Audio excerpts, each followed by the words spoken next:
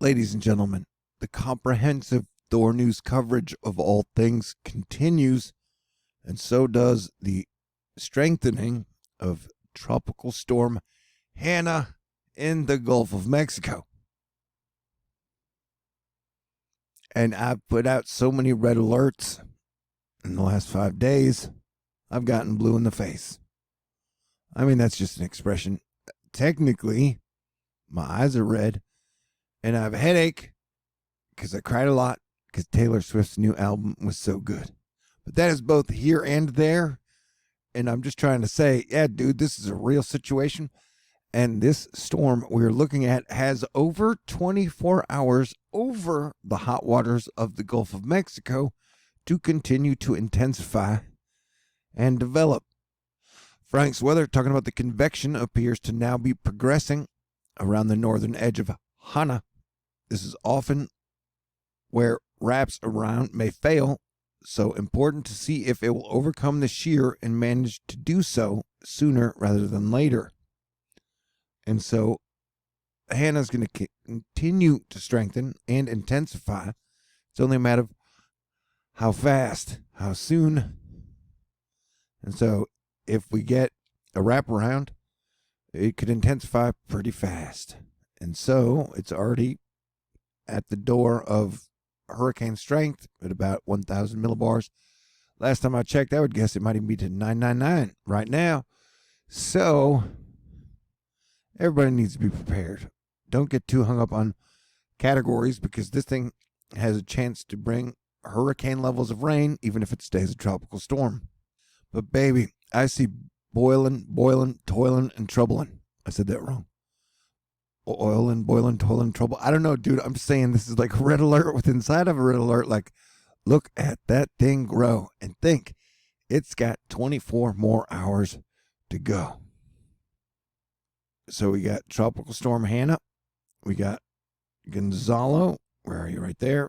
And then you've got the big beast yet to be named that pretty much all the models are bullish on taking it up through here and either threatening Florida or the East Coast. And this is a super danger, man. I would start getting ready for this one now. And so it looks like we're definitely going to have some evacuation scenarios over the next 2 weeks. And I do not say that lightly because we are in a pandemic plague situation that we have not handled well at all on any level. And so technically we're using Hanna as a gauge for how bad this hurricane season might be. And remember, these are storms seem to be about 2 weeks ahead of time compared to climatology, other hurricanes and such. I mean, I super duper red alerted because it looks like we could have one major hurricane 10 days from now and a buddy major hurricane next to it. Da-da boo, Florida Wave Master. Let the games begin. Hurricane Dougie Fresh is still a major hurricane, although it's undergoing some weakening from cooler waters, reports Frank's weather. Growing chances to impact the Hawaiian Islands with strong winds, dangerous surf, and heavy rainfall. All interests on the Hawaiian Islands should follow official forecasts. And so we've got a major tropical storm bearing down towards Hawaii. We've got Tropical Storm Hanna, who could become a hurricane, and either way is going to bring a lot of flooding and serious problems into Texas and parts of Mexico.